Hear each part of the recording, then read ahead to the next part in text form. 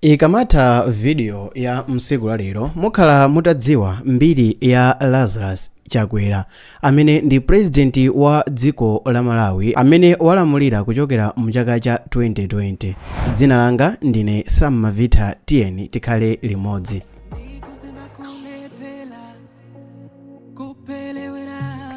Lazarus Chakwera anabadwira mboma la Lilongwe imene ndi capital city ya Malawi mchaka cha 1955. Apa panali pa 5 April. Nthawi imeneyi ndikuti Malawi ali mu ulamuliro wa Asamunda.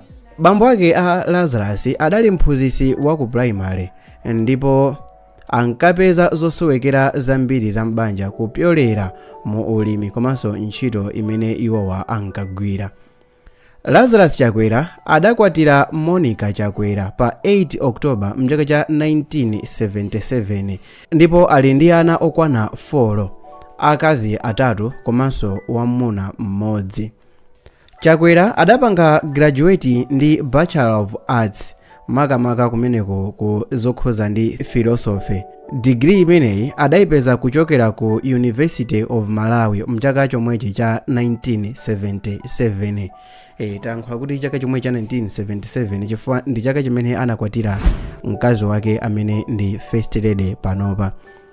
Anaphunziranso maphunziro a zaumulungu ya mchingerezi imene matchedwa kuti theology ku University of North ya ku South Africa ndipo anapeza master degree mchaka cha 1991.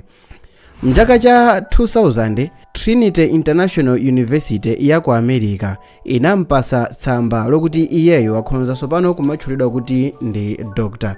Ndi chifukwa chake msiku la lero amatchulidwa kuti Dr. Lazarus McCarthy Chakwera. Anakhala profesa pa mkumano wa Pan-African Theological Seminary mchaka cha 2005. Iyeyo wagwirapo ntchito ngati mphunzitsi ku sukulu ya zaumulungu ya ku Malawi Assemblies of God mchaka cha 1983 kufikira mchaka cha 2000.